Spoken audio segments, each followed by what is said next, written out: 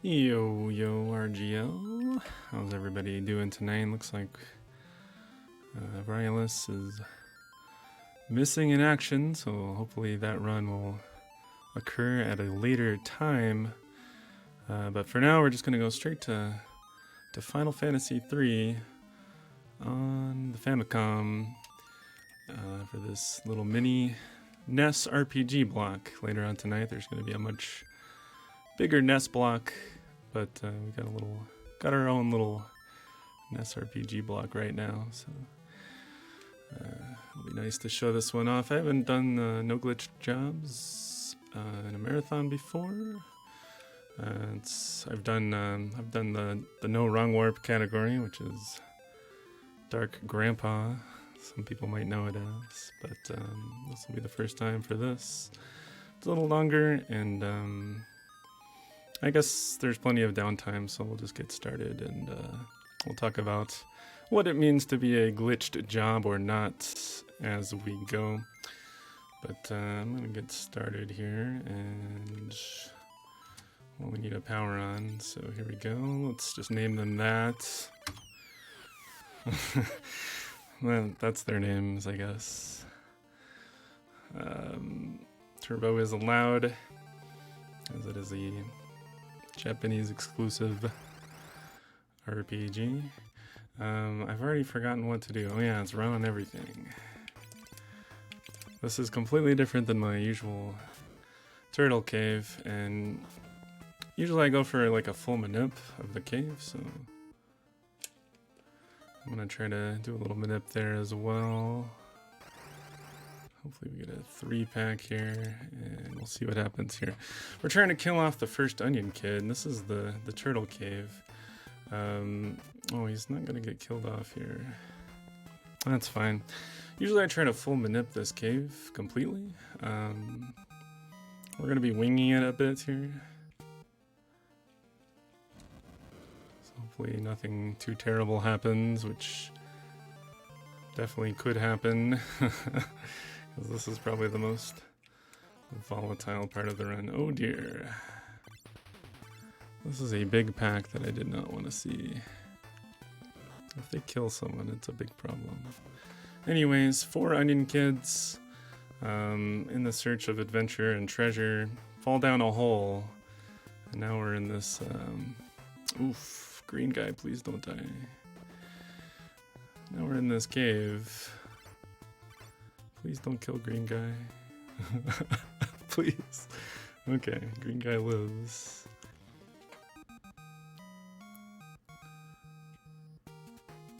And we should be fine now. I need to make sure to potion green guy.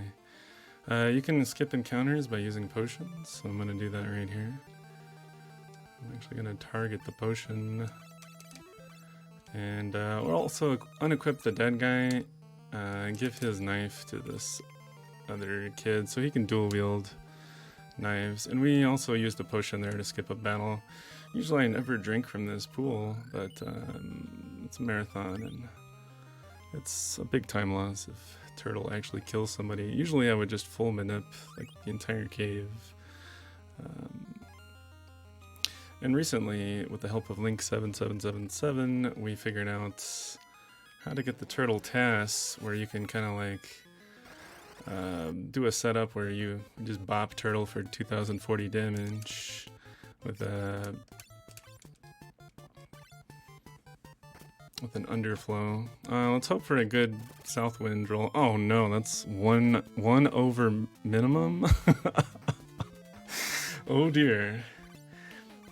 That is 1 over minimum damage on the south wind throw. This might be a rough fight. Okay, we gotta get green guy to the back. Yikes. We're in, okay, good the green guy went back and green guy dodged. That's a clutch dodge. Usually if you're in the back row, you're pretty likely to just dodge the hit entirely. Nice low damage on the blue guy there. Turtle has 120 health, and the south wind that I threw, oh no. We might reset here. Probably not, but let's hope. Oh good, nice. Phew. That was pretty clutch. That was a rough fight. Get an intro here so we can talk about some other stuff, like what is a glitched job and why is this category no glitched jobs? Oh, there's another category called no wrong warp that I run, and in that one, there's crystals in Final Fantasy, right? There's the air crystal, the fire crystal, the water crystal, the earth crystal. Every time you get a crystal, this was the first Final Fantasy with like a job system, and that reappears later in Final Fantasy V. And every time you get a crystal, you get a bunch of jobs unlocked. So right now, at the start of the game, you can only be Onion Kid, but after we get this crystal here, we unlock Fighter, White Mage, Red Mage, Black Mage, and Monk, I'm guessing, or Black Belt, whatever the translation is. It's the punchy guy. But yeah. So those are all normal jobs. Now using various overflows, filling up memory and such in fights, like throwing arrows and making it so that the arrows have nowhere to return to in the inventory, then they can like start leaking out of the inventory memory and start falling into player status. And certain blocks of the memory are job blocks. And if you can fill up those blocks with like arrows or whatnot, you can create these fake jobs like Dark Grandpa, like Green Princess, like all these fake ones like Bomb Our Arm. They're not ones you can normally get from crystals. But anyways, none of that is allowed here. And so we killed Turtle. It was a rough fight, but now we're gonna unequip everyone. Because we need to sell everybody's stuff for some money. And let's row. That's job. And okay. White mage. Okay. Now we've got a white mage. We talk to the crystal to regain the magic charges on the white mage. The white mage has 10 level 1 magic charges. So that's why I talked to the crystal after. Okay, we popped back into the cave for 2,000 gil.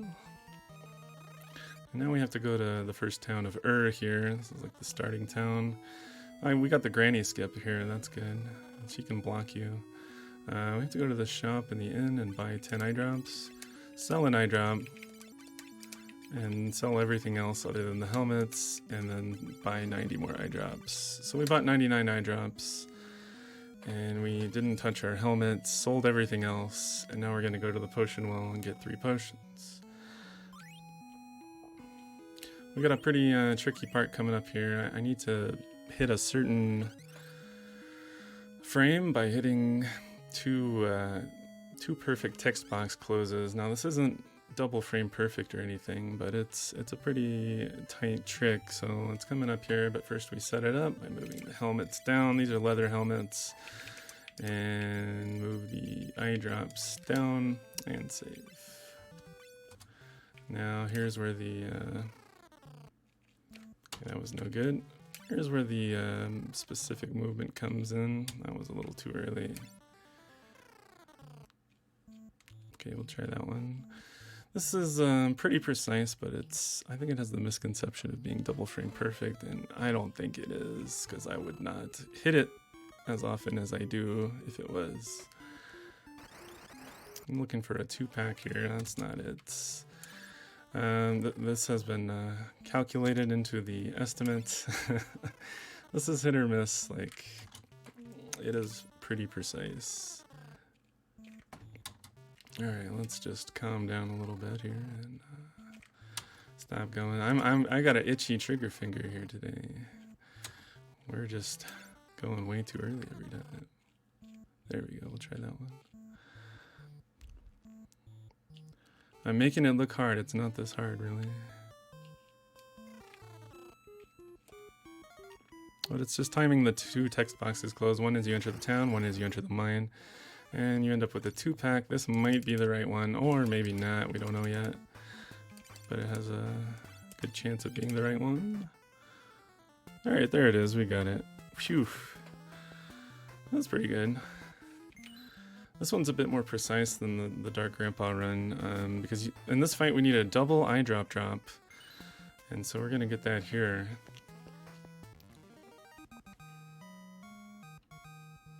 There's one, there's two. I saw both eye drops there in the drops. And basically what that did was it transformed our stack of leather helmets into a stack of onion helmets, and also it made the dead onion kid turned his level into coup 5. Here's Ghost Sid. He says, "Help, I'm a ghost. Here's my airship location. This is where I parked." He's parked in the desert. And we're gonna go res the now coup 5 level onion kid. And that was a lot of the difficulty of the run is already gone now. It's pretty front loaded, and we get to cruise now. And we're gonna take Sid's ship and try to remove this curse of everybody got turned into a ghost. And I don't have my thing open. Okay, there it is. Good thing I have them memorized. Okay, we use a potion there to skip a battle, and then up in this chest is the cure spell. Luckily, because we're out of potions, so now we can just teach the cure spell to the white mage, and the white mage can cast cure to skip encounters. As long as you potion or cast cure one tile before a battle happens, it will skip the battle. So I'm gonna go here, and we're gonna teach cure to the white mage, and cast it, and then roll. And then we're gonna make a red mage. And that's about it there. Pick up Princess Sarah. She's like a helper character.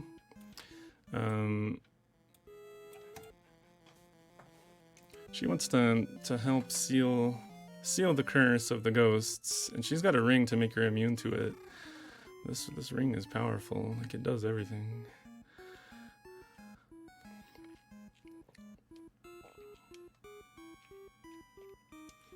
Okay, another counter skip here. Coup 5.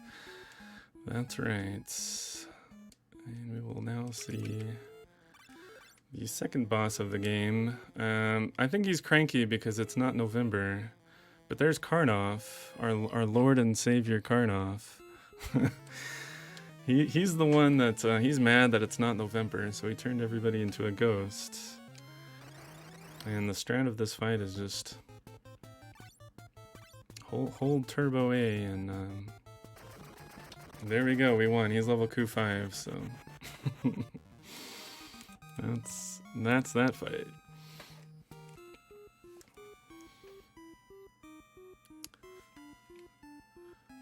Alright, we sealed Karnoff up into the ring, and then somehow we teleported back to the Princess Sarah's castle, and she's gonna throw the sealed Jinn into this water.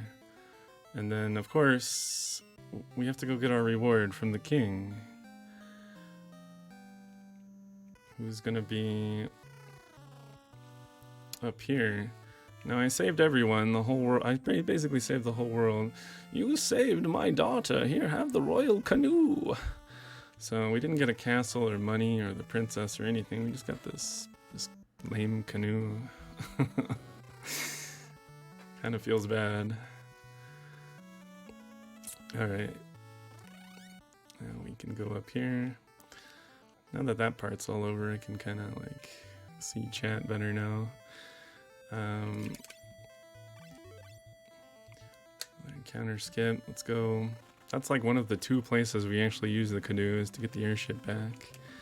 Then we have to go back to this town of Kazus. Sid's not a ghost anymore, there's Sid. And he wants to go home. This is not his hometown, so I'm gonna give him a ride in his own ship. But first there's a boulder in the way, and I guess the ship can't fly higher than the boulder, so can you believe it? This guy's gonna slap some mithril onto the ship. He's equipping the ship, with mithril, making it stronger.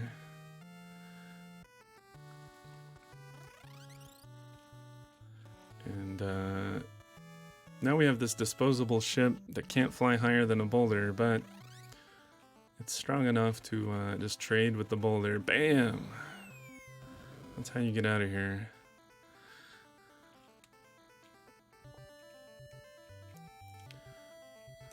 Okay, we lost our ship. Feels bad.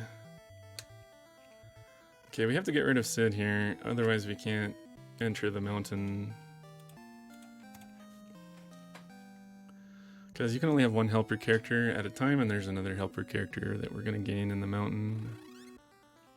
So they won't even let you enter if Sid's still with you. So you got to drop Sid off. There's Bahamut's. It's a little early for that, right? I guess it's fine. We'll just fight him. I'm a little concerned though that we are like level 4. And Bahamut appears.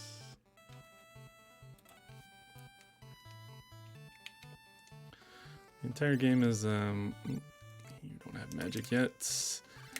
Any step routes. So we won't get random battles as long as I stay on it. And to the top of the mountain here. Looks like I got caught by Bahamut, and there's these baby moots. Somebody in the straw here. We meet Dash, he's got amnesia, and he gives me the mini spell for some reason. These baby moots are hungry, and we're the food. Watch out. Dash tells me this is a fight I can't handle, and he's right. I don't think this fight is actually winnable, even with glitched red mage. So we're just gonna run, and hopefully he doesn't kill anyone. That was a perfect fight. You can get way unluckier than that. That was an optimal fight.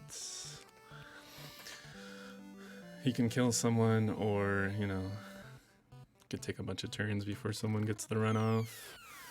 Alright, we got some stuff to do here, like teach Mini to the white mage, and then transfer all the magic to the red mage, because we can now refill the red mage magic points here. Teach Mini, and then Mini everyone. And now the white mage's job is done. That's basically why we made the white mage, is to skip a few battles. And then we're gonna go into this hidden town in the forest, which you can only enter if you are tiny. And there we go. Oh, Dragonlord knows the exact rules to it. Yeah.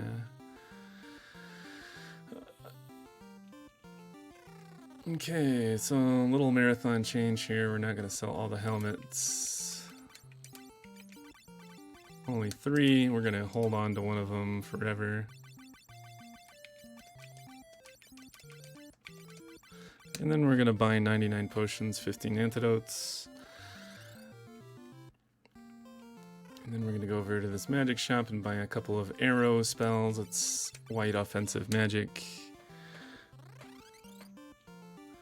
And for a marathon safety strat, you could just use arrow right now, just in case, and then confirm that I have 99 potions and 15 antidotes, which I do. And we're gonna go into this guy's house, and he ate some banned berries or some such similar story. And I gave him an antidote. Now he's better. And he opened up this hidden tunnel in his house, because I guess this is the only way out of the village. Alright, looks like we're on step, which is good. That's why I learned arrow a little early, because if you get in a battle here and everybody's mini, it's bad news. You would have no offense whatsoever. Because even though I'm Ku 5 level, they wouldn't be able to handle the fight probably. Because we're mini, and mini characters don't have attack. The attack is just like 1 or something. Alright, that's purple. Yep, this is Final Fantasy III. It was Famicom only back when it was released. There's been some remakes since then. There's a DS version, there's a PC version. I think there might be a PSP version. This is the original NES version. This is the Viking's Den. We're just going to pass through. Nobody can set sail into the ocean because Nepto, the water god, is very angry. Because somebody stole Nepto's eye.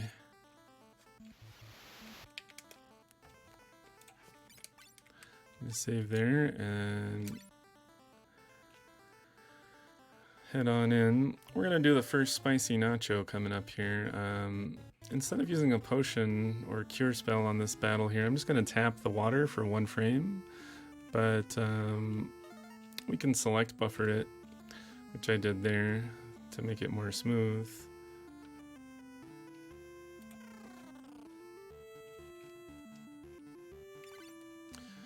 And yeah, you can just hit select and it turns it from a 1 frame window into like a 7 frame window. But I used to just, you know, stop on the tile and just 1 frame tap the water to try to save time over using a potion. Let's hope that Big Rat here doesn't kill anyone. Here's the guy that stole the Nepto eye. The reason why Nepto was so angry.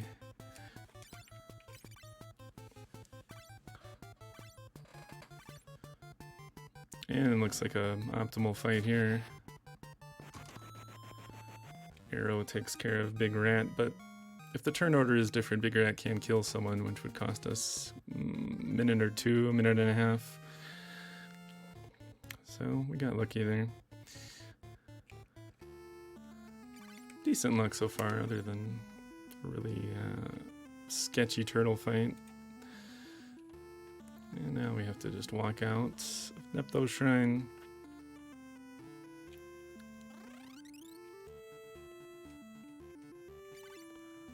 Let's use some more cure spells to skip some more battles. Every time you see me opening the menu like this, it's just me casting cure to skip the battle.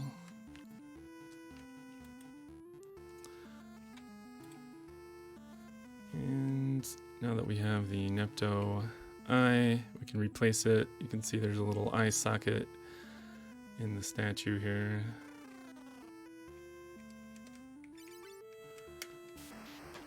There we go.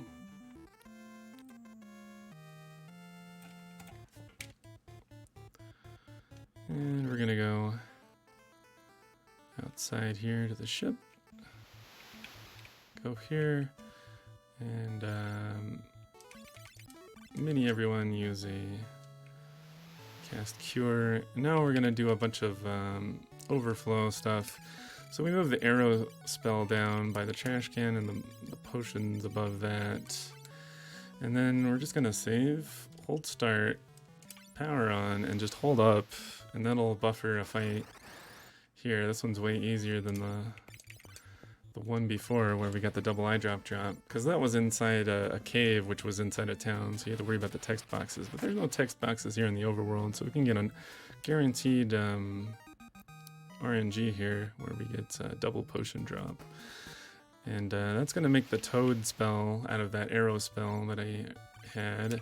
And it also fills up the red mage memory a little bit, but not enough. We need to fill it up more in this fight here. We're going to look for the same fights. And we got that one.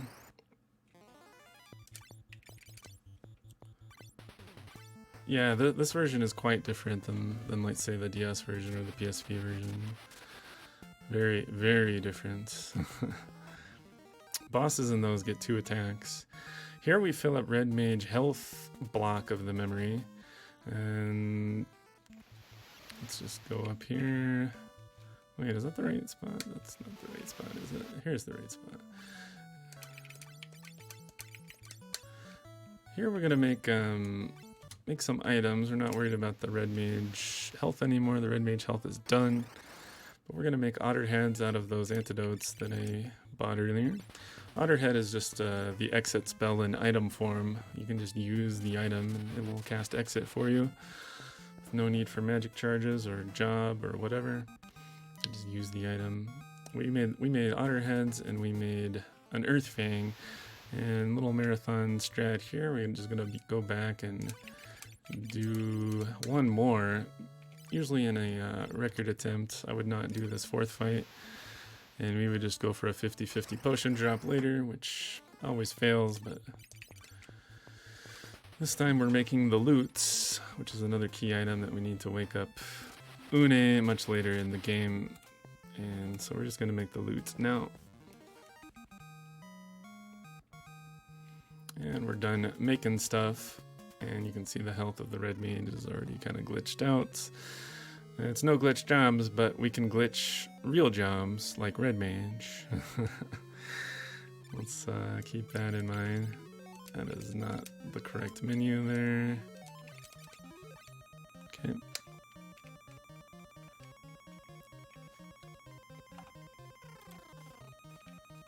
Here's the Tower of Owen. Our buddy Desh here has amnesia, but he's kind of the guardian of this tower. For some reason he was wandering around and ended up in the Bahamut's nest. Oop, don't hit this lattice because it's counts as a water tile, and if you tap a water tile, you advance the RNG, and then the step route is messed up.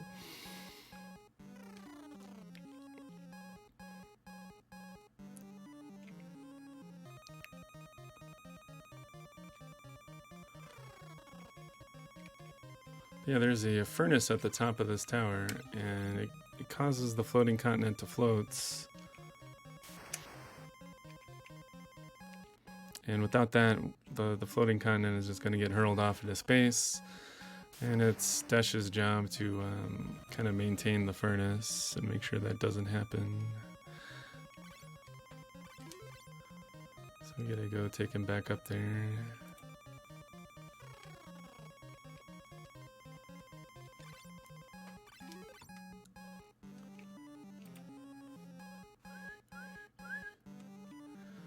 Quite a tall tower here.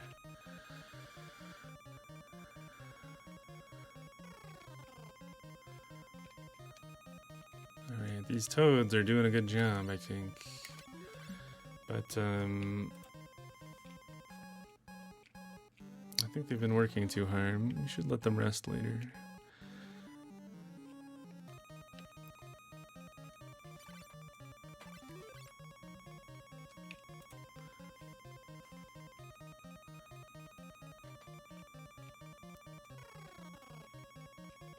Almost there to the top.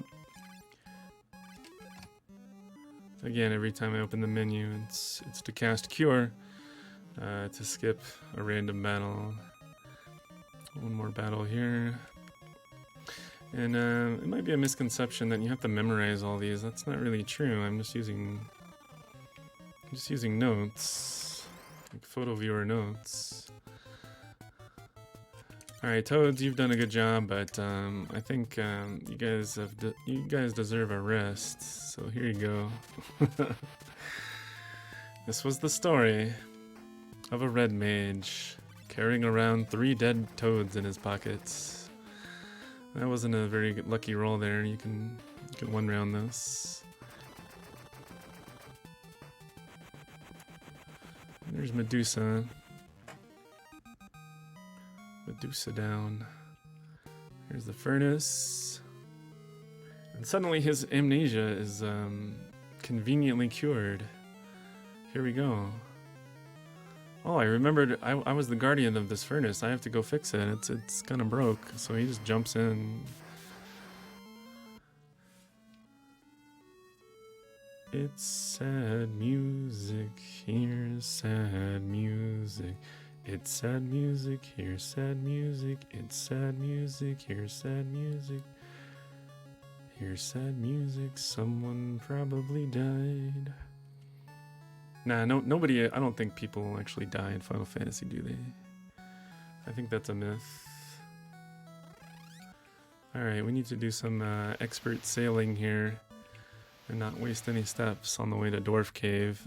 Since we fixed the furnace, the whirlpool is no longer blocking that passage and we can get outside. You walked into the story of a red mage carrying 3 dead toads around in his pockets. Dwarf Cave, you can see one of the dwarfish traffic cones there on the ledge there. And we're gonna buy a couple turving swords. And let's go toad form again and equip these swords. We can dual wield swords. This is a big reason why we go red mage, because red mage can dual wield swords and cast cure, both of which are good. Dual wield swords kills bosses and casting cure skips random battles. So let's go down into this lake cave. which I kind of call Brown Cave, as when you play the Japanese version a lot, you forget the names of things.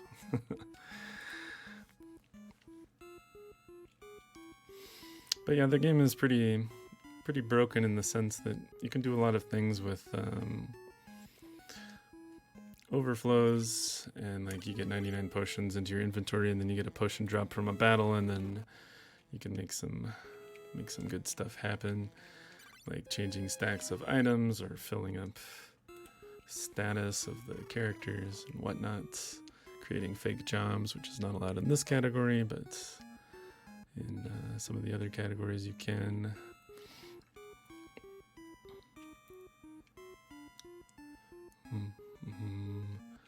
Earlier on we got a double eye drop, and since we already had 99 eye drops in the inventory, they didn't have anywhere to go, so they tried to look for the next like thing that was 0 in the memory, and it turned out that those things were like the helmet item index, and it changed our helmets into onion helmets.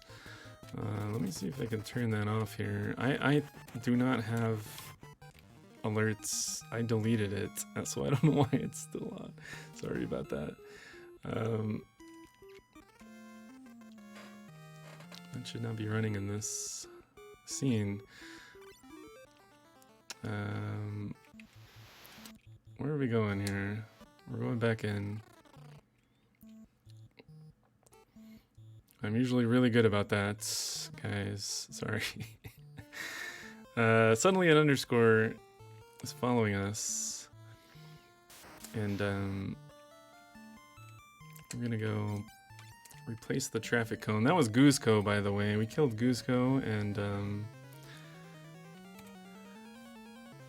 got the traffic cone back, but he followed us back as that underscore, and now he got past the barrier here, and he stole both cones now, and so now he can go to the Cave of Fire.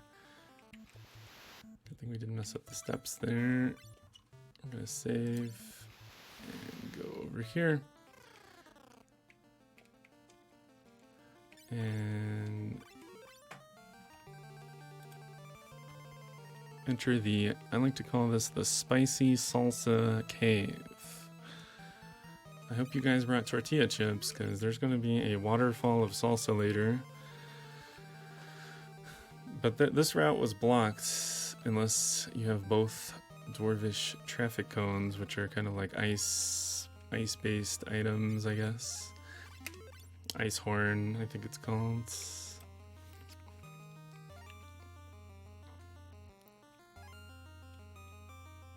There's the spicy salsa waterfall there. Everybody brought their tortilla chips, I hope.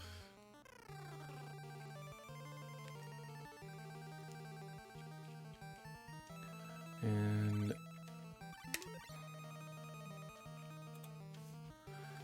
this is about the end of this dungeon. We're gonna see Guzco one more time, but this time he's harnessed to the Crystal of Fire, so he might look a little different. His first form, he was actually wearing nothing except a snake, which is a pretty bold statement. Here's Salamander, who Cusco turned into. That wasn't enough to one-round it, but unlucky, because you can one-round it there. And there we go.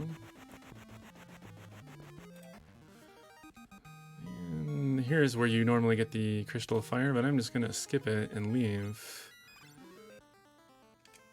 This is just save here. Go back into the dwarf cave for one more thing. He went from wearing the snake to being the snake. That's right. Bold fashion statement. Getting a key from this dwarf, and that's for much later in Goldor's house. There's a locked door, and we're gonna go out here and do some more sailing. The 2 crystals are done. That's one tile too early.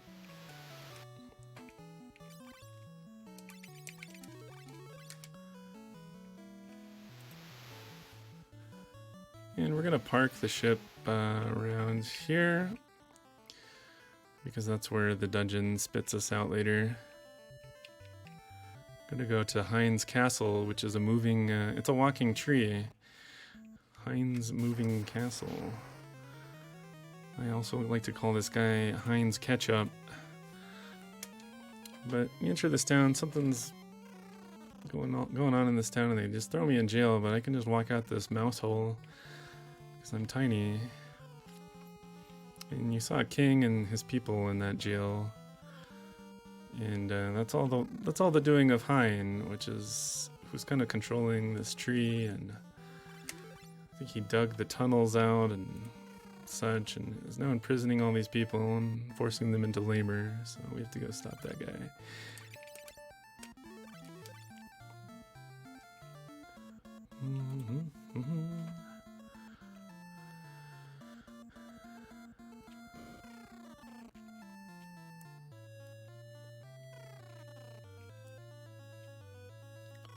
This game has some good music in it. This is a song that you don't get to hear in No Wrong Warp. It's a pretty good one. My favorite song is probably Une's theme when you wake, when you go into the cave where Une is sleeping. And the final boss music is really solid as well. The song is pretty decent. Gotta take some steps. And fight Hein. We could one-shot this if lucky. Normally in this fight you would change into the scholar job and like determine his weak points. That was a one-rounder, pretty good.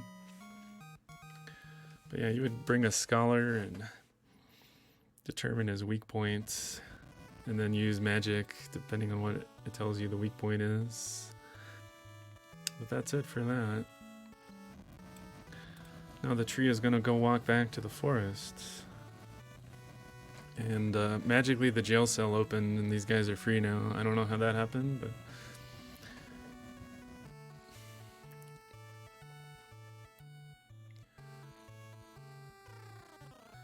but suddenly there was fairies for no reason. We want to be in the game too! Hooray! Alright, you can be in the game.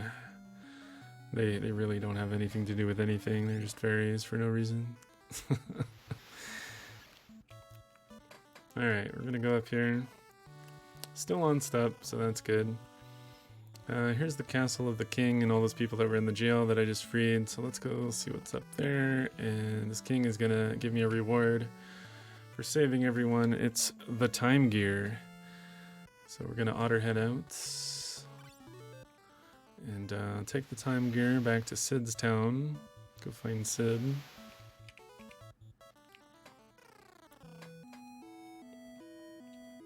Here's Canaan, which is the Sid's hometown. Also, shout out to Sid's wife, who's sick over there in bed. That is not... Okay, there we go. Give him the time gear. He's going to go equip it to the ship. And you can bring her an elixir, and it opens up their secret treasure basement with like 12 items in it. There's an elixir, hidden elixir in this town. Now we've got a transformer ship. It's not just a sailing ship anymore. And now it's time for audio cues. 1, 2, 3, 4, 2.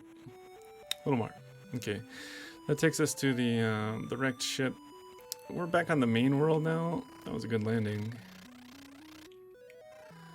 And 99% of the world is water because something's wrong with the water crystal. And that's a hard island to find without some sort of... There's a map spell and a map item. I guess that's how you would do it, but without those we just use audio cues with the music. Here's Arya or Elia or whatever her name is in whatever translation, and she was sick as well. I gave her a potion. Everybody's sick in this game. And we're gonna have her join as a helper character. We need her to open a door in the water cave, basically. And we'll go down here to the other island in the world. That was an okay landing. Not a 10-point landing, but maybe an 8-point landing.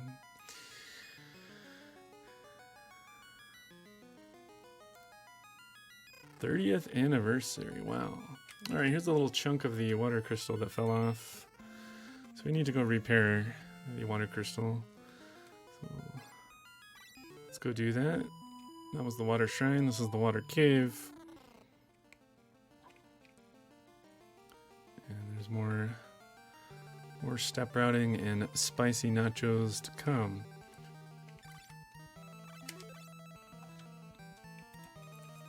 Here's why we brought Elia here to open this door with her water maiden powers. Water maiden powers. That's a mouthful. Alright, we got 2 spicy nachos coming up. I'm gonna go for both. Got it. Got it.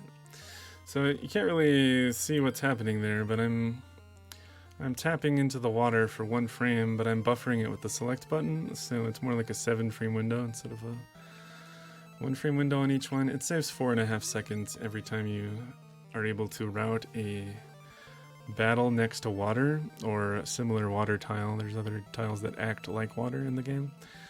Alternatively, you could just stop and just physically 1-frame tap the D-pad into the water. But I call this the spicy nacho after Nacho Jacopu, who taught me how to do it. And for a long time I thought it was too hard to do, but turned out it wasn't that hard.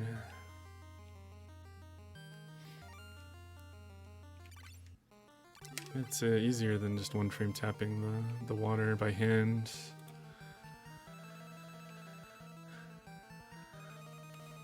As it does make the window 7 frames instead of 1.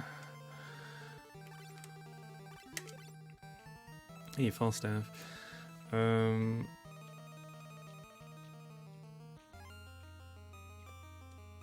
yeah, Varialus was having some technical problems. Hopefully Wizardry is going to be later. I don't know if it's going to be next or maybe just sometime later in the marathon, but hopefully we'll still get to see that because I was looking forward to that one. This is kind of a little mini NES RPG block with the action RPG Willow and RPG Final Fantasy III and Wizardry. Alright, we made it to the water crystal room. Elia's gonna repair the water crystal. Boom, it's done. Okay, she sees someone lurking behind the pillar there, and boom, she knocks us out of the way, takes the arrow for us. But it's Final Fantasy, I don't think anybody ever dies, so she'll probably be okay. I'm guessing. Here's Kraken. He had a bow and arrow, that was a good Kraken fight.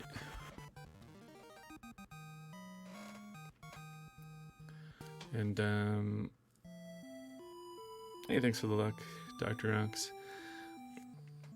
Okay, she took the cursed arrow for me, and she's disappearing. It's Final Fantasy, nobody ever dies in Final Fantasy, so she'll probably be okay. She'll probably be back later or something, is my guess.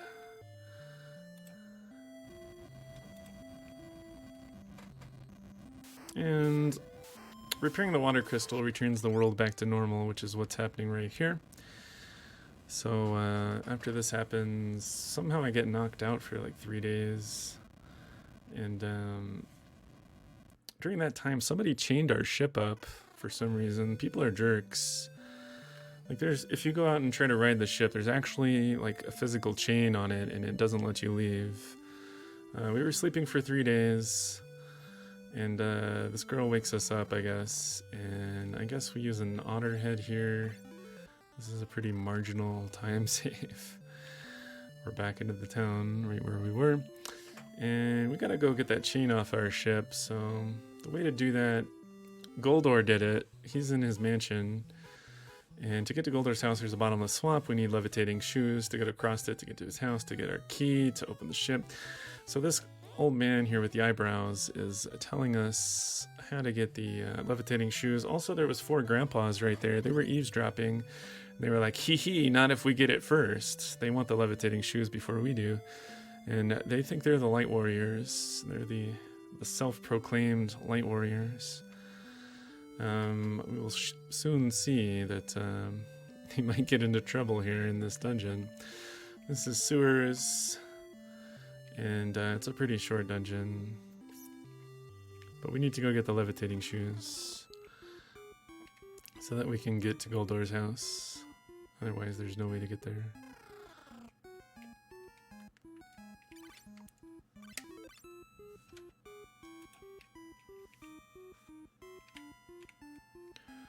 Okay, in the next room here, we might run into the grandpas, the 4 normal grandpas. They're surrounded. Watch out! I have to save them.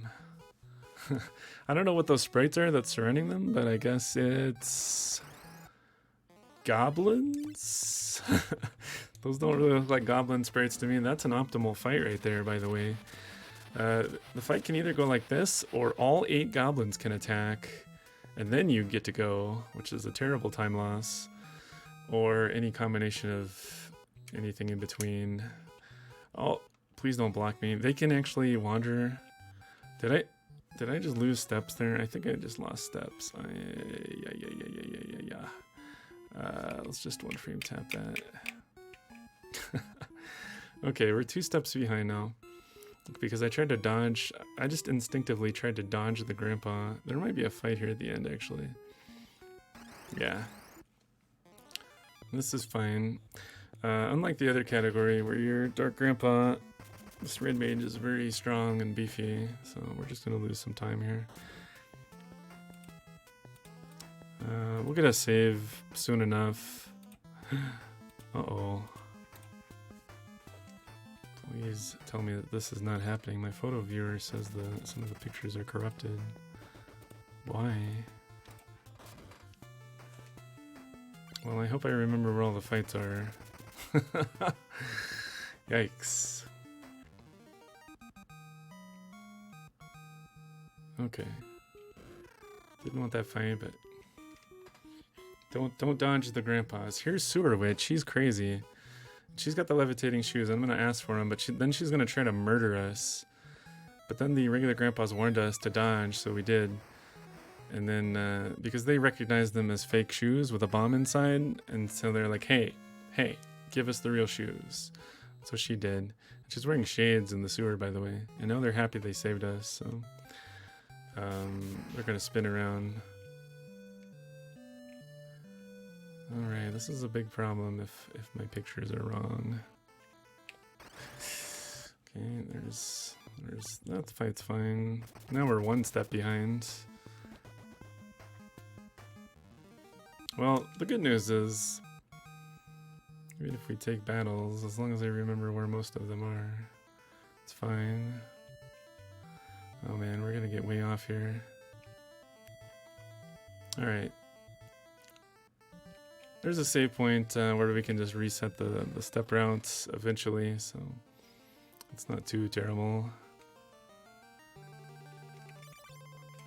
Okay, there's the key we got from the dwarf cave. I don't know where the battles are going to be now, so here's some gold bears you never get to see. I could probably arrow them better, yeah.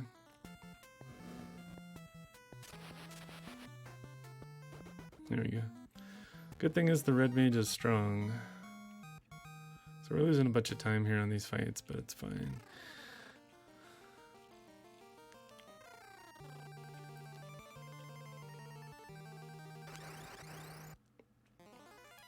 Oh boy, what are these?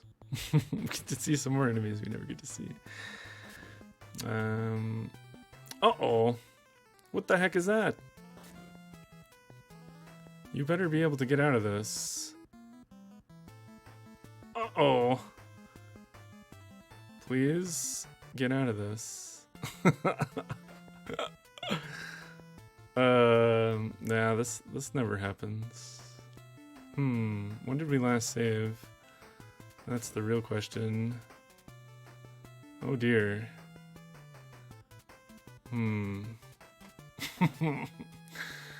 Think back to the last save point. We possibly should have saved outside Goldor's house. Oh no, it's really far back. I didn't know this, oh man, this is a problem. When was the last save? Was it back before the tree dungeon? Oh dear.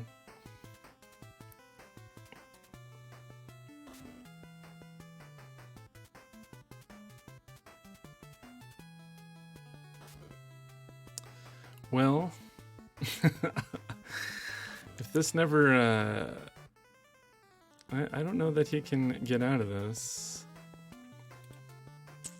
Let me see here. Save before Red Cave. We saved after Red Cave, which is before Tree Dungeon. Oof, that's a kind of a long time ago.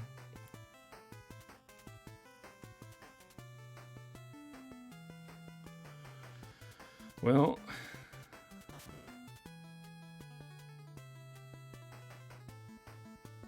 that's a problem.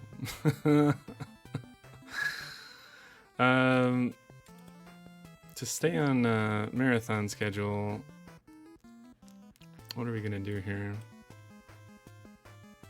All right.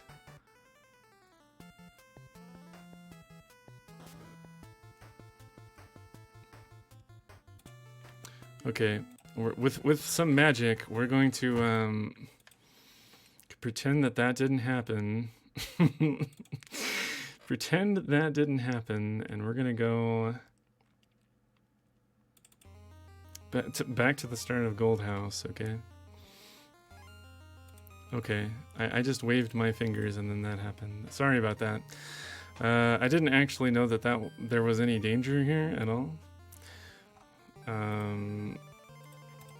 But yeah, rather than like take a 12-minute loss or whatnot, we'll just do this. It's just a showcase of the game. So, do we have Onion Helmet though?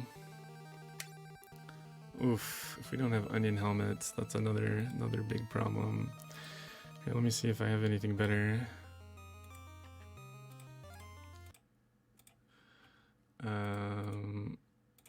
We might have something better.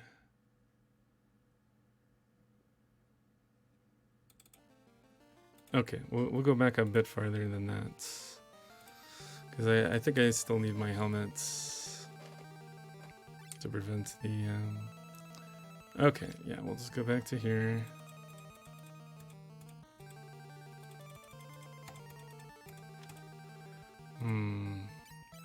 Okay. We're good, right? Space-time rewind. Sorry about that. I actually was not aware that there was anything like run threatening. Because something like this never actually happens. You guys saw nothing. I just waved my hands and all of a sudden we're back here in the water cave. Oh, don't do that. Okay, my goal now is just... We can still hit estimates, I think.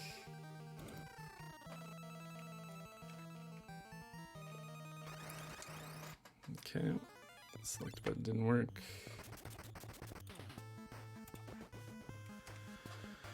Well...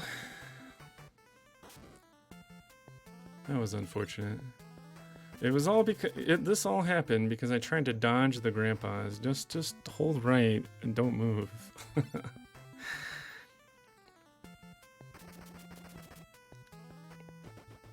Yeah, Elia's back.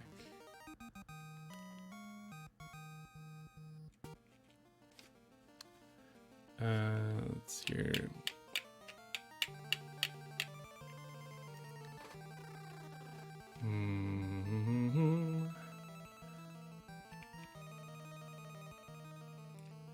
You just have to do water cave again and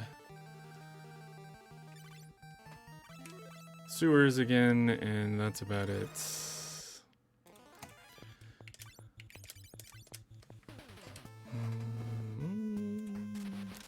Also, I'm having technical problems with my photo viewers. That's not helping either.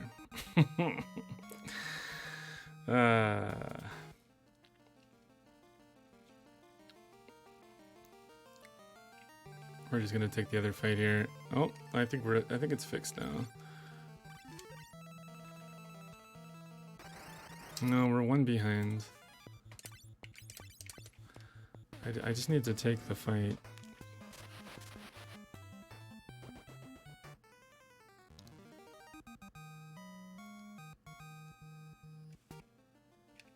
Oh, just double potion the next one, okay? And then we'll be back.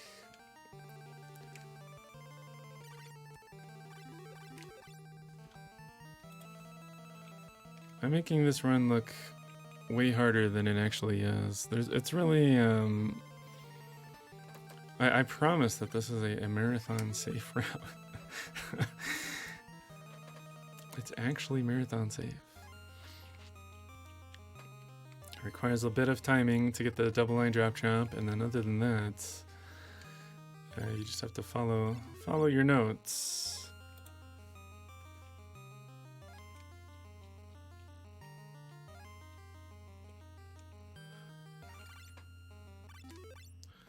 All right, let's start putting in some more saves. I'm just so used to not saving ever, is how we got into this predicament. Because I don't consider anything to be dangerous. All right, we lost quite a bit there.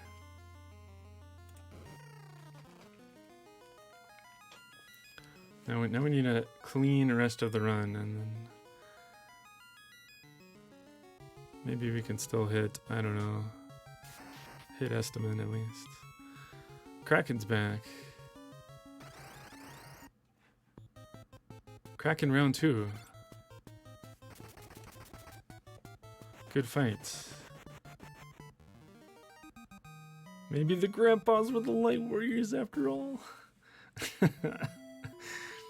See, if I was the Kraken here, I would have 3 bow and arrows and 2 bottles of Kraken. And that would be my 8 hands. Why does he just have 1 bow and arrow?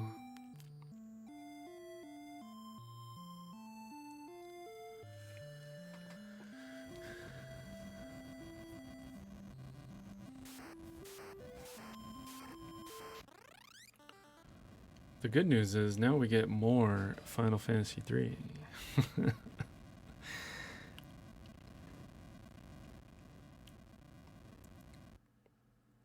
Confused, that's a new one. See, I thought Red Mage could just handle anything. Alright, world back to normal, 3 days of sleep, somebody change our ship up. We gotta go get the ship unchained.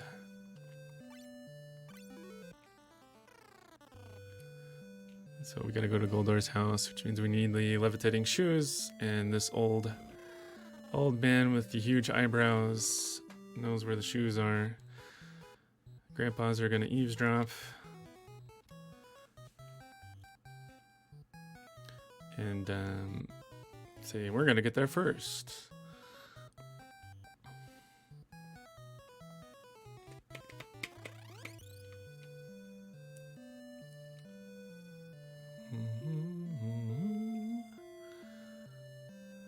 Show me to the sewers.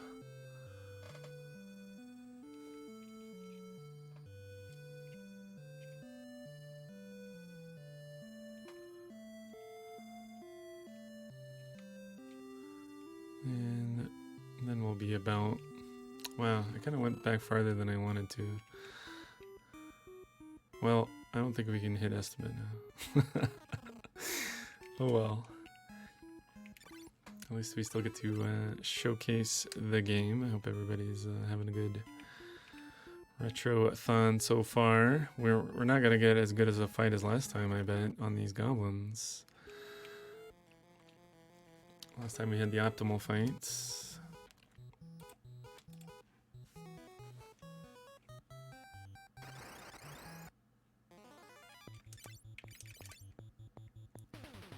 Ah, we got the optimal fight again. Sometimes lucky.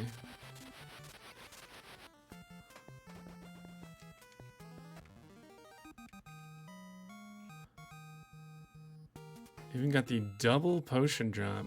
Ah, that's how it should go. Yeah, I shouldn't have tried to dodge the grandpa there. We're gonna go for the spicy nacho here. There we go. You couldn't see the character sprite change, but I did hit the select button there to buffer a 1-frame tap onto the water. I call that a spicy nacho. Here we go back to Sewer Witch. We're almost back to where we were.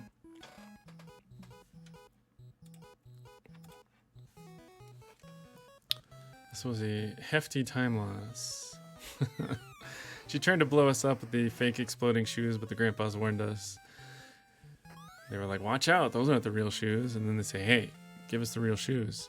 And she did, and she's crazy, and she wears shades in the sewer, and now they're happy that they saved us. Alright, here we go, and...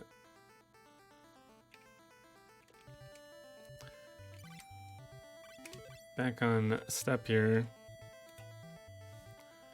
Fortunately, I think the marathon was ahead anyways. As I think the time was like 30 minutes faster than when I originally looked at it. Like my run started 30 minutes earlier. Where's the key? There it is. Here's Goldor's mansion. The mansion is also made out of gold, and his name is Goldor. And he's got a gold crystal. Concern wealth. Alright, no shenanigans in here this time. Bringing the schedule back on track.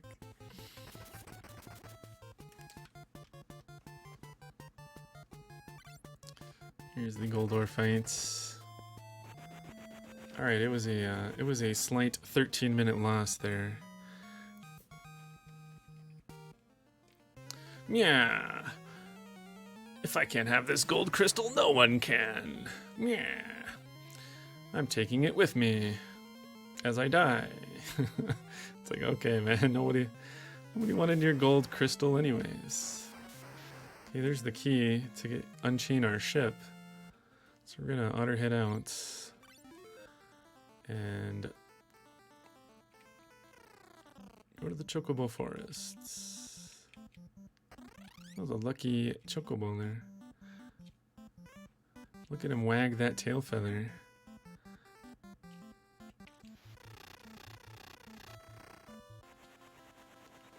Okay, our ship is unchained, so now we can go to Une's cave and wake her up.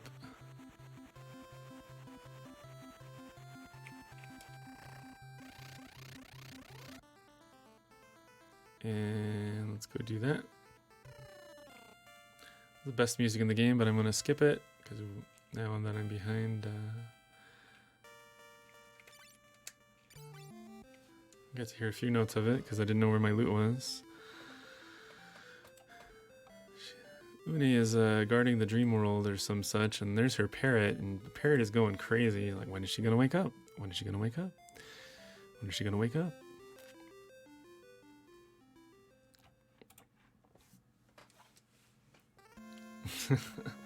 Yeah, this is a cool game. There's also a fan translation if anybody's just interested in playing this casually. You can play through it, and it's a good game. It's got the job system. It's the first Final Fantasy with a job system, and that comes back in Final Fantasy V. And there's a ton of airships. Okay, we got Une to join.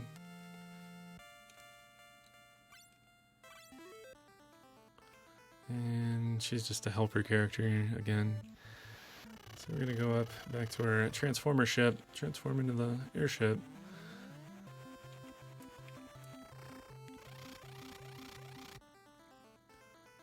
And go grab another chocobo.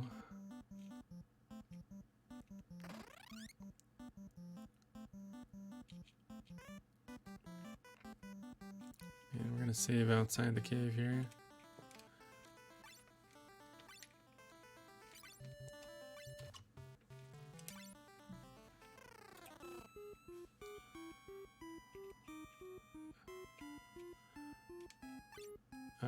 Let's just do that. Reorganize the inventory a bit, put the potion on top, because we can start using potions here. Une is super strong. She can lift these boulders out of the way.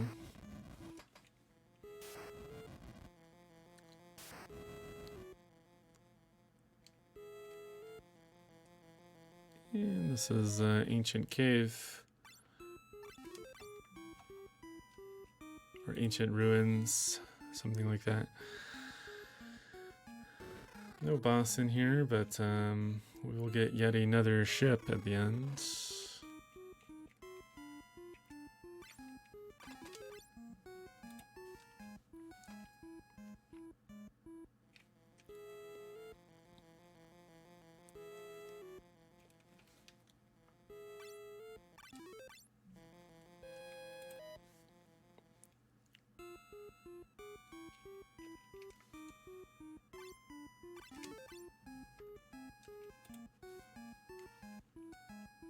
Alright, there's another battle by the water here, so we can one frame tap the water. And we do it with the select buffer, which I call the spicy nacho after runner Nacho Yakupu.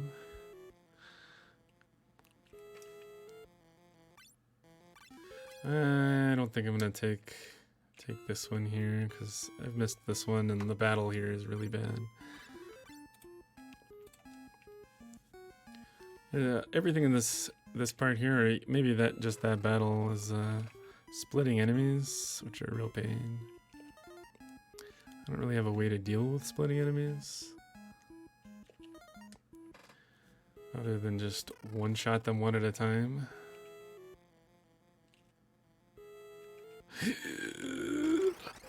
Okay, that's bad. That's really bad. I hit the water there. Oh, this is going smooth. Smooth, Yogi, smooth. Miss the 16 frame window. It's a turn.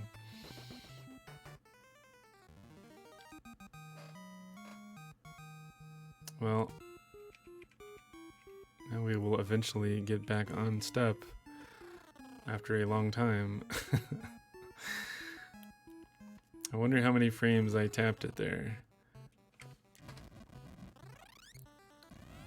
We could just take less steps before we warp out. That's a good idea, I think. Because I hit it for at least 10 frames before I realized my mistake. So it'll take a while before the step goes back on route.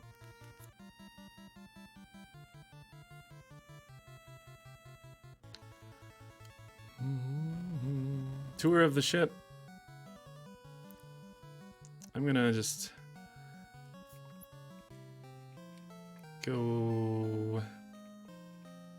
Just gonna warp out right here and see what happens. Usually I would take like 6 extra steps right there. We're not gonna take any of those extra steps and see where we are, and then hopefully we can fix this before too much time is lost. Here's the mountain maze. This is the invincible.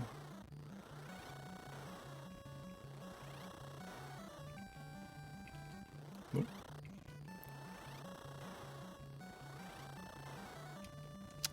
So could it possibly be fixed? No way, really? I don't believe it, but could it be? Could it be fixed already? I'm gonna play it like it's fixed. This is pretty amazing if we fixed it somehow.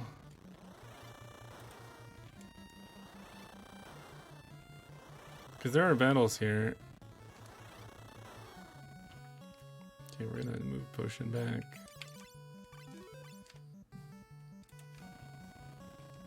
Oh. Approaching Cave of Darkness. Wow, I think it's fixed perfectly. I don't know how I did that, but it worked. I'll take it. I'll take some good luck. This is probably the worst dungeon in the game casually. As again, it's all splitting enemies. We need to get the sword off of this dying Mystic Knight there. Mystic Knight is a job you can be turned into after previous crystal that we just got. And you also need a dark sword to go along with it to stop splitting enemies. Yeah, that was pretty lucky. We tapped the water for like 6 frames and then didn't take 6 frames later. Or didn't take 6 extra steps later instead. So it all evened out in the end. And now I think we're just back to normal.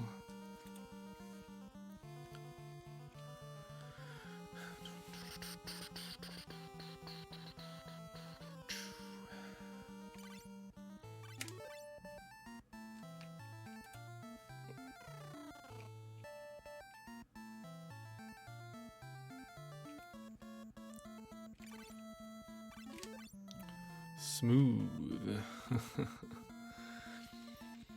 This is a very, this dungeon forks a lot.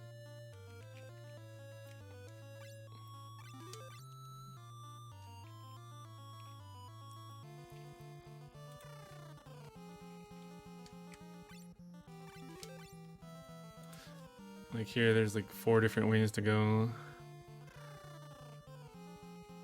Here, there's 5 different ways to go. So yeah, this is one of the most annoying dungeons in the casual playthrough. We're here to get the Earth Fang, but more importantly, we just need to kill Hecaton, which is the real trigger.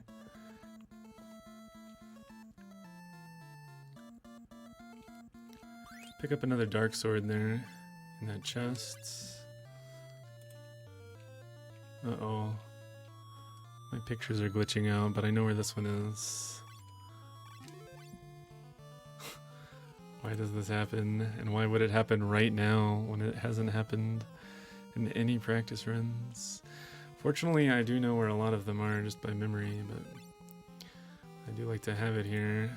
Most of them are working, but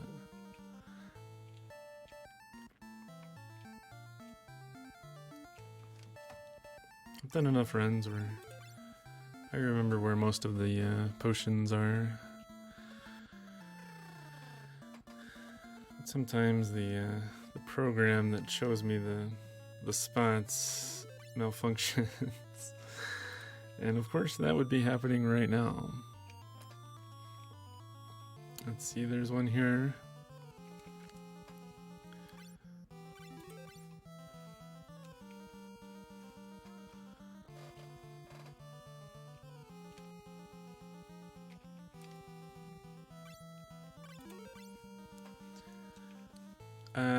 There's 4 fangs: Earth Fang, Fire Fang, Wind Fang, Air Fang. And with the fangs you can break the statues and that gets you into the final area of the game. That's what we're doing here, although we don't actually need the fang itself. We just need to kill Hecaton, that's the real... Oh, that's not right, it's here and then 2 more. The real trigger is killing the boss. And having the fangs in your inventory isn't really important at all. There's a tricky spicy nacho coming up here. 1 frame tap on the water. Man, why is this happening to me? See, I'm going for it, but this is what happens when you fail it. You could have just potioned here, which cost 4.5 seconds. This costs quite a bit more than 4.5 seconds. But the safe way is just potion here, but I was trying to 1 frame tap the water as we walked by.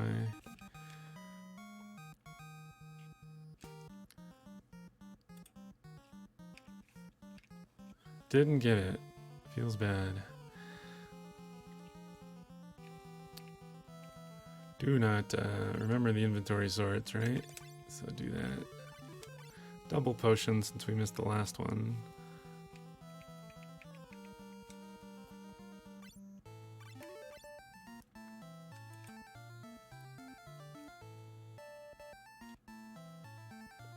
And we're almost through this dungeon. That was a long one.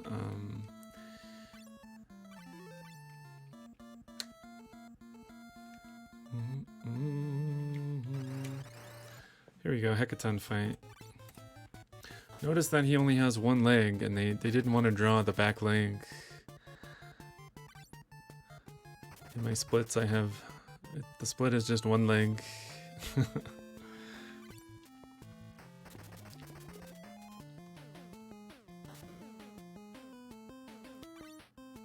And we have well over 9999 health, so even if it looks like we're about to die, we're still fine.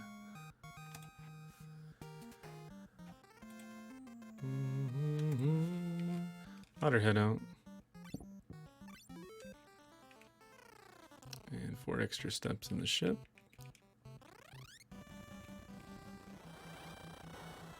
Mountain Maze reverse version.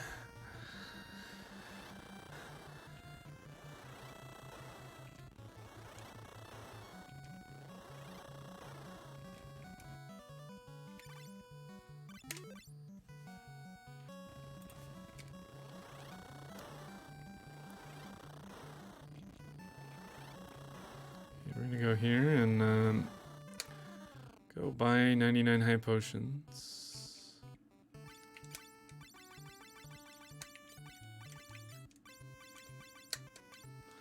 Sort the inventory a bit. This goes down and this goes down.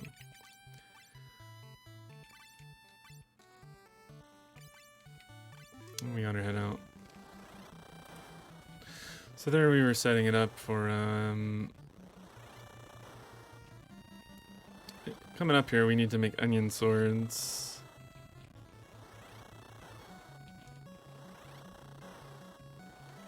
And that was just setting up the first part of that sequence. And also we need to make the Silk's Key. Okay, we made it out of Mountain Maze. That's like a pretty rough part of the run. We're gonna go over here and go save, park our ship there, and start manipulating a bunch of double high potion fights by saving first and then holding start on power on, and then walking the specific path with the select in there for timing. But this will make both of our swords the same, and then we have a single stack of swords. And it'll start making the Silk's Key as well. We need to make the Silk's Key. We got nunchucks for some reason. That's interesting. There. I should probably just get rid of them. I'm not sure why we have 99 nunchucks.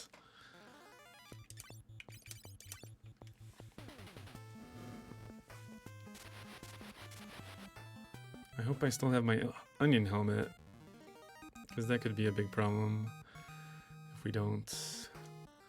Okay, we're just gonna keep upgrading the swords. We got our Silk's Key, and we've got...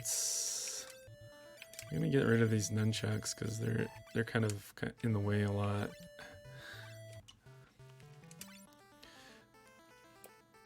I think they just appeared out of nowhere. Like I didn't have a stack of 99 of anything that turned into nunchucks. Just kind of happened. Suddenly there was nunchucks. So in every fight we're gonna upgrade the sword by 1. And we still have Silk's Key, so that's good.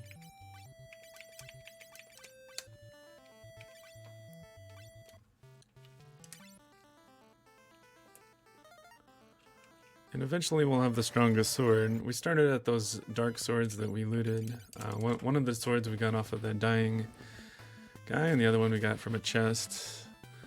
And first step was to make both swords the same, and now every fight we're just upgrading the sword by 1 with overflow of the double high potion drop. We have some sort of black sword now, and then eventually they become, you know, like Masamune and Ragnarok. And eventually they will become onion swords, which is what we're going for here.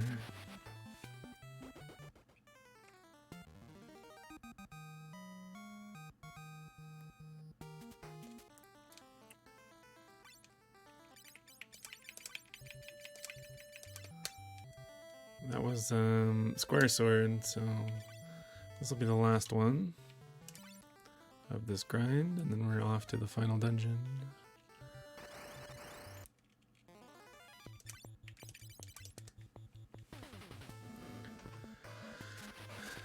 I thought it was a good idea to just stay awake instead of going to sleep and trying to wake up for the run, but maybe I should have tried the other way.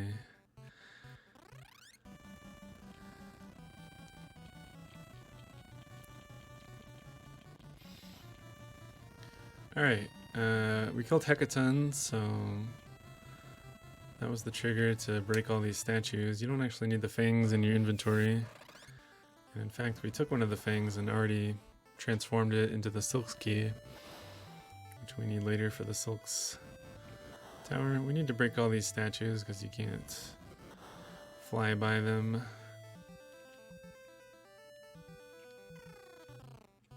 And we're entering the final area.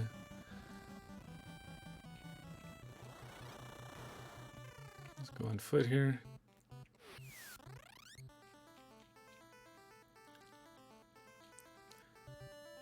And it's time to equip those onion swords.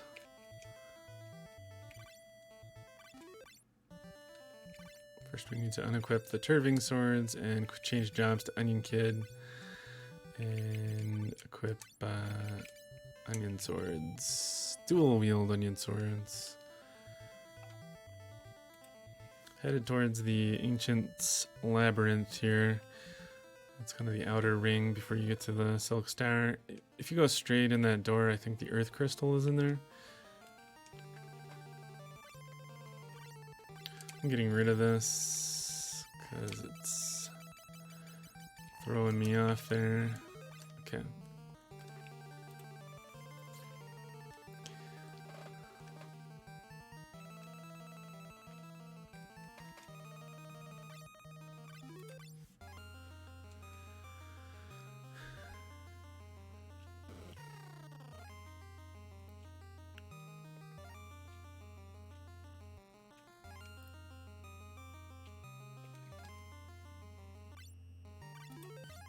Uh-oh. Windows Photo Viewer cannot find the picture. I know that it's here though. Yikes. I hope this doesn't happen too many more times. Time to defrag the computer. Okay, there it's working again. It was just missing one picture randomly. But yeah, I made this look a lot harder than it actually is. The run is just getting the double eye drops, which takes a bit of timing, but nothing too crazy. I think there's a misconception that it's double frame perfect, but it's not. And then, like, you don't have to know Japanese either. Like, I don't know Japanese very well.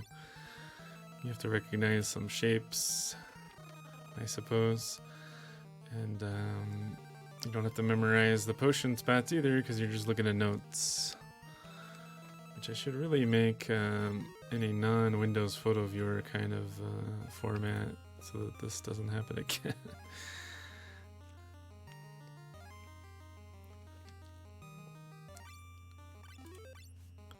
But yeah, those three things are really the core of the run.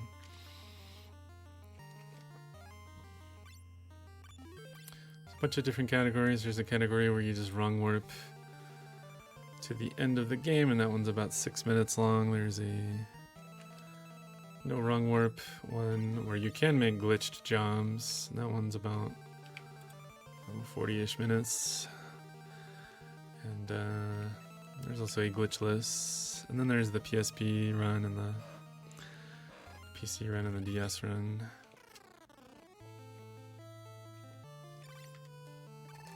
I don't know why I'm trying to use magic. Onion Kid can't do it.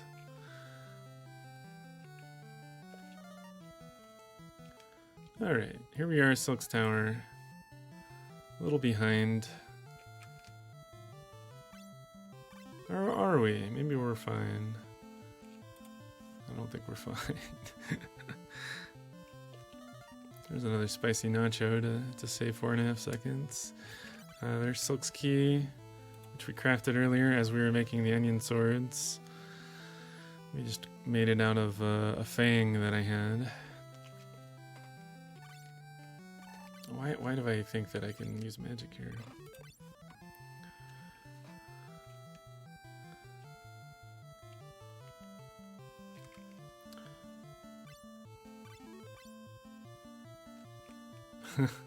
Just get surprised when you get 99 nunchucks. It's the surprise stack of nunchucks. PDF, yeah, I should do that. It's working again, but who knows for how long and for how many pictures.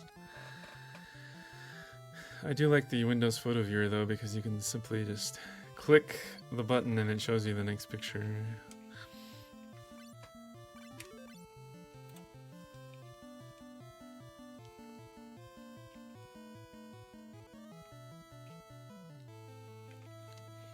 This is the Silk's Tower, the second to last dungeon in the game. It's a lot of walking. I don't know if RGL wants to come in and or get on and plug RGL events or whatnot. Just let me know in the chat and I'll be quiet for the rest of the dungeon. It's just actually nothing but walking and using potions for a while.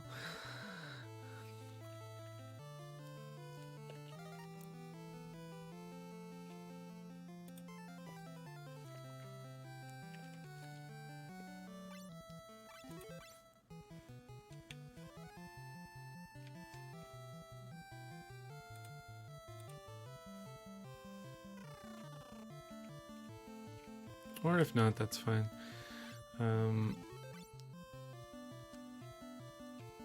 Let's see. What could we go over? We should talk about Dark Grandpa. We should talk about Dark Grandpa and why I'm not doing that category. I don't know.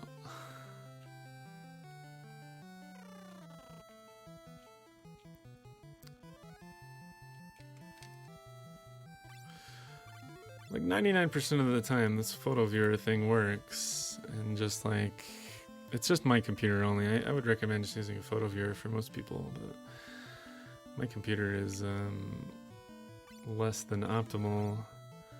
Sometimes something gets corrupted and like you can't see the photos anymore. And then I have to defrag. And then it works again.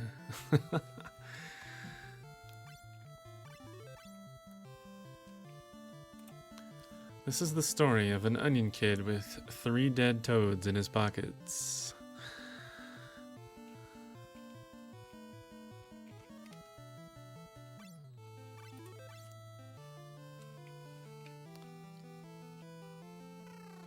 Imagine getting into a random battle.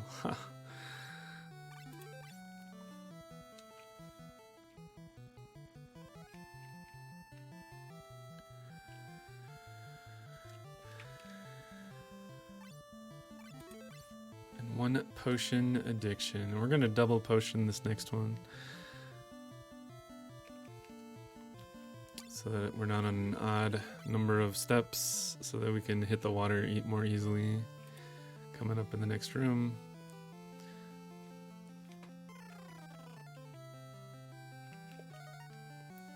And we got it.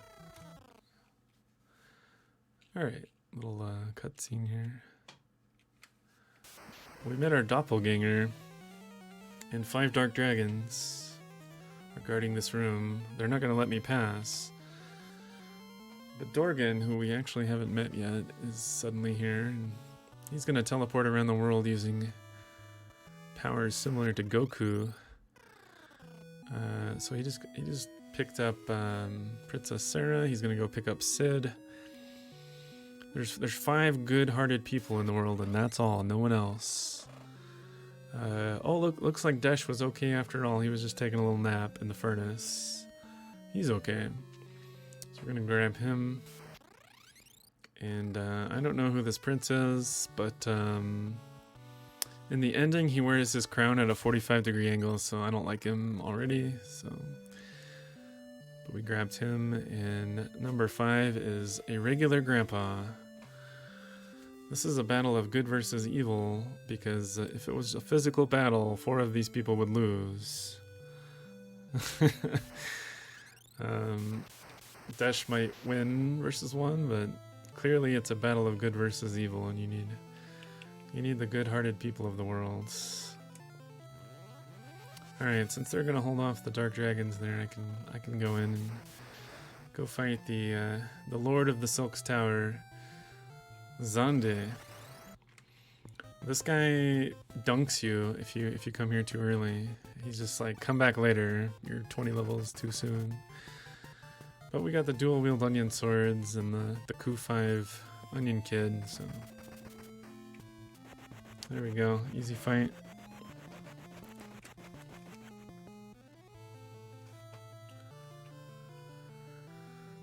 There's a Final Fantasy Relay coming up in June. I'm going to be playing this category. This category is the FF3 category that was selected, so I'll be playing this one. Hopefully better than I did tonight, but at least we got to showcase it. I don't know why I'm fighting Dark Cloud. This is not correct. The game is not.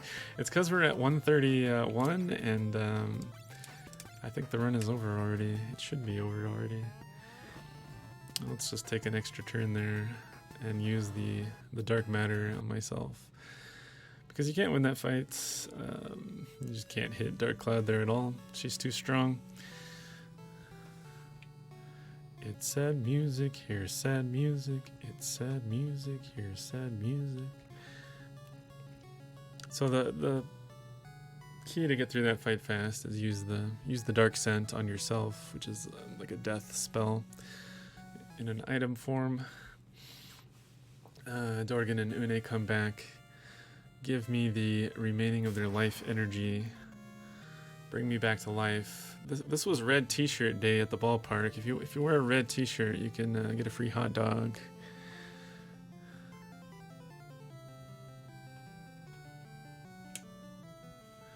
Now it's time to take the Dark Flush. This takes us to the Dark World. We're almost done with the game here, so I guess we're not too far off estimate. A spicy nacho there and there. Got them both. Nice. Those both save 4.5 seconds each. And now that onion helmet that we made here. This is a marathon strat. I would never take an onion helmet to here. And I always like to unequip my sword for some reason, because the menus are hard. And that's not a menu I normally would have to worry about in like a record attempt, because you just never would bring the helmet. You just gamble here. Because this boss has a 1 in 8 chance of killing you if you're not wearing an onion helmet. But for the marathon, we rerouted stuff so that we could bring an onion helmet here. This is Echidna. And on turn 2, if Echidna were to cast stone on the main character, then the run would be over and you'd have to go from the last save. But since we have onion helmet, it doesn't matter. I'm immune to stone, so we're fine even if Echidna does cast it.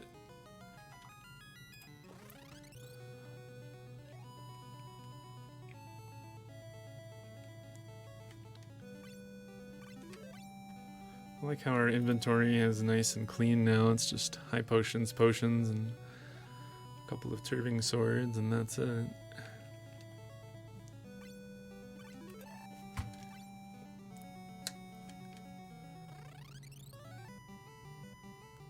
These sparkly dark tiles act like water tiles, so you can one frame tap them, like I'm gonna do right there to skip a battle. There's another spicy nacho.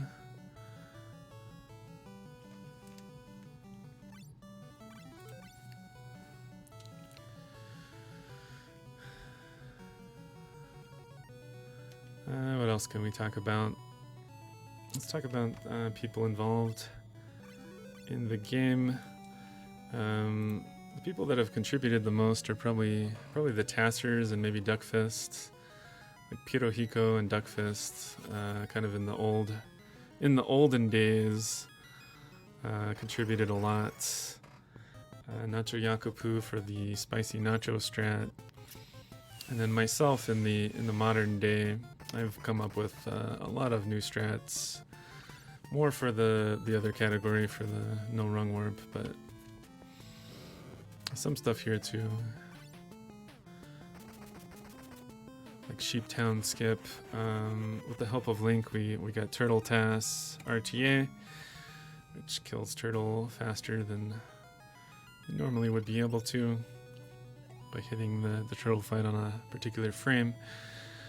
And he figured that out by just brute force Lua scripting every turtle fight and every combination of actions, so that was pretty cool.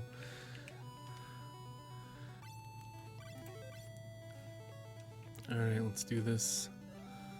Do this spicy nacho as well. I wonder if Onion Helmet would have saved me from that to confuse Locke.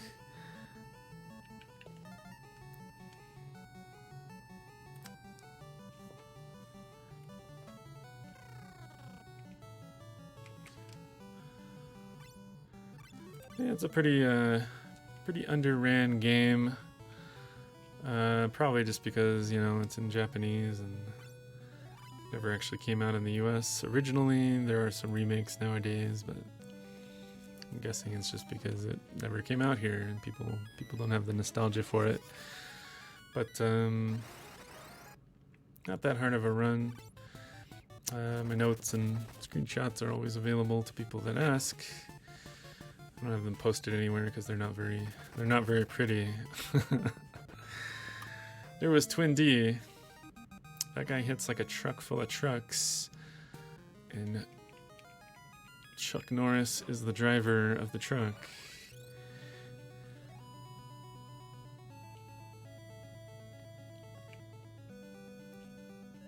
In casual play, he'll probably just kill whoever he touches every round, so you gotta basically life two people.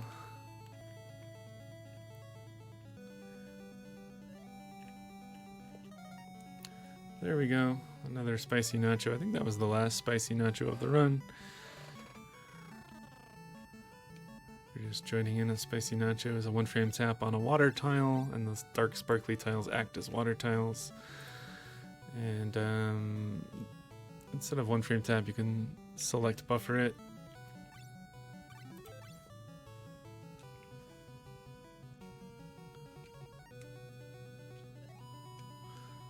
But yeah, this version is pretty marathon safe, even though I didn't show that here.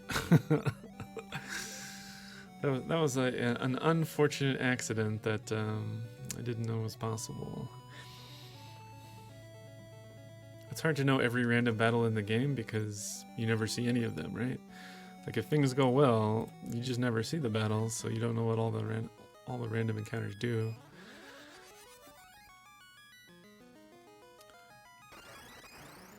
Here's the weakest of the 4 Dark Crystal Guardians, that's who we're fighting here. Dark World, there's 4 quadrants, and in each quadrant is a Dark Crystal, and inside the Dark Crystal is a Dark Warrior that we have to release. Each one is a Dark Guardian, and that was Kerberus, who is very weak. He was a regular enemy in FF1, and he got promoted to a boss, but I don't know if the promotion was well deserved, because he's not very strong. By far the weakest of the four.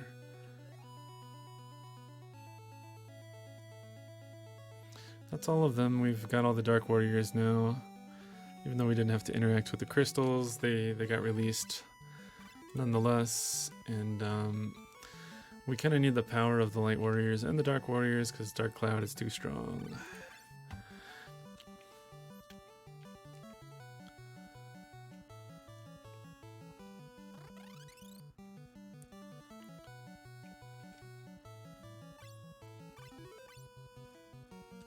Well, for the speedrun, yeah, you don't need to... The trigger is not actually freeing them, but just killing the boss. You could free them if you want, but it would mess the step route up, so I don't. And final potion, we're good to go now, so time is going to be soon.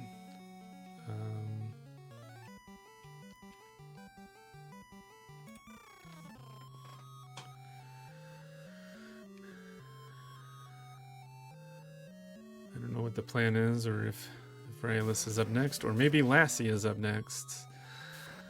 Not too sure, but I can see Discord, so maybe someone will fill me in. And the Dark Warriors are sacrificing themselves to weaken Dark Cloud. Now I can finally fight Dark Cloud for real. And it looks like we're gonna get a 140 something. Invalid run. Dark Cloud only has one move, and it's this AoE spell. Just AoEs everyone down. And this should be the last hit here. This music is pretty good too. And time. There we go. That was Final Fantasy 3 on the NES.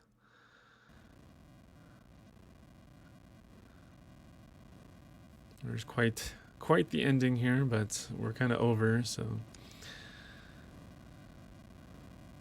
let me know if I need to get kicked off or whatnot. In the ending, we fly everyone around, and since Dorgan isn't around with his Goku powers, we have to take everybody home on the Invincible and various other airships that we've collected along the way. Thanks for the GGs, guys.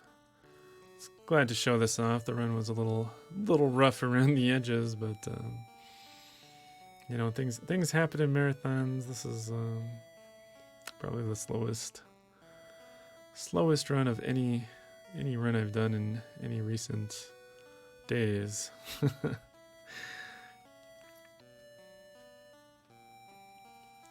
Yeah, I hope you guys are enjoying Retrothon. I'm just going to ramble until I get kicked off, so I'm not exactly sure what's up next. It might be Wizardry, it might be Lassie, or it might be filler. We don't know. Until the people behind the curtains tell me.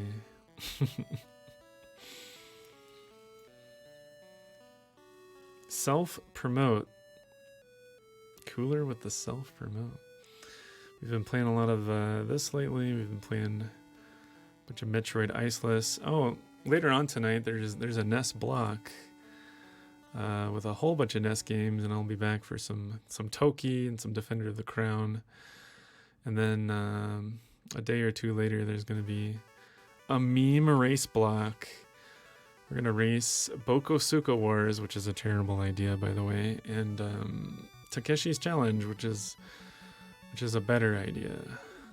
Bokosuka, I don't think that anybody will beat Bokosuka Wars. It'll be a race to see who can get the farthest. The meme race block. Never before seen races like Bokosuka Wars and Takeshi's Challenge. Yeah, this is a pretty nice run. It's got a bunch of different categories. The eyedrop farming and No Wrong Warp is a bit easier, and you can make the eyedrop farm as easy as you want if you lose some time. People are hyped for Bokosuka Wars. It's going to be non-stop Wow, you lose. Pretty sure. The ending goes on here. We return everybody to their homes, and then in the credits it shows all the real jobs that you could have been throughout the run, like Dragoon, Viking, you know, Hunter, Scholar, Ninja, Sage, all of the normal jobs you can be in this game. Knight, Thief. In my casual playthrough of this, I accidentally made a Night Thief, and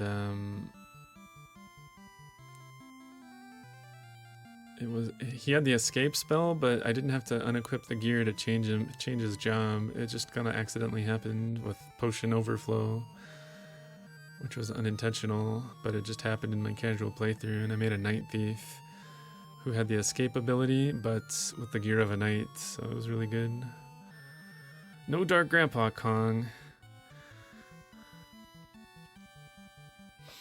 Not this time, although maybe I should have with this kind of run. Yeah, there's a Final Fantasy Relay coming up in June. I'm not exactly sure where, but No Glitch Job is in that as well, so I'll be playing this again. And probably some FF5 one of these days. What game was I thinking about that we should get into Retrothon one of these years? Oh, Deep Space Nine. I wanna learn that. Get Deep Space Nine into Retrothon. Because Captain Sisko jumping around the Deep Space Nine is just too good.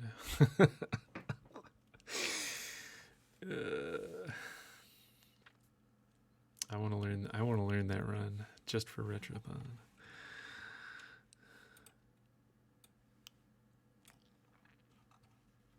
Kong, what's up next, Kong? Are we is Wizardry here, or Lassie, or filler, or what is the upcoming game plan?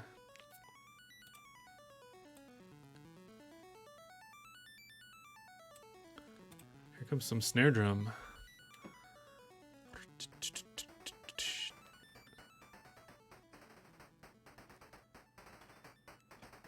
Mega Man 4 BCAS filler. All right.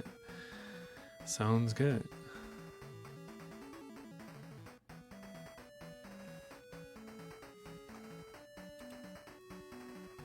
There's the level Coup 5 Onion Kid. His level is less than 5. That doesn't seem ideal. And everybody else is level 8. Even though this was no glitched jobs, we were allowed to glitch normal jobs. But they were not glitched jobs. They were just normal jobs, which are glitched. If that makes any sense. A glitched job is like Dark Grandpa, or, you know, a sprite that doesn't make any sense, like a barcode, or a green princess job.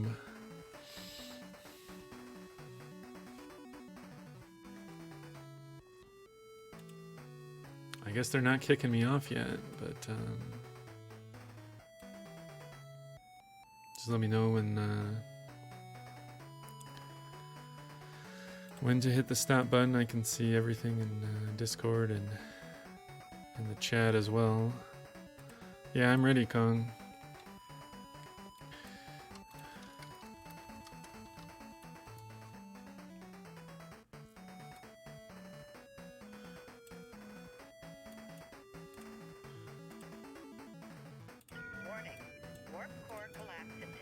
Okay, I know that I turned that off. Like, I actually deleted alerts from the sources, and it's pulling it from some other scene.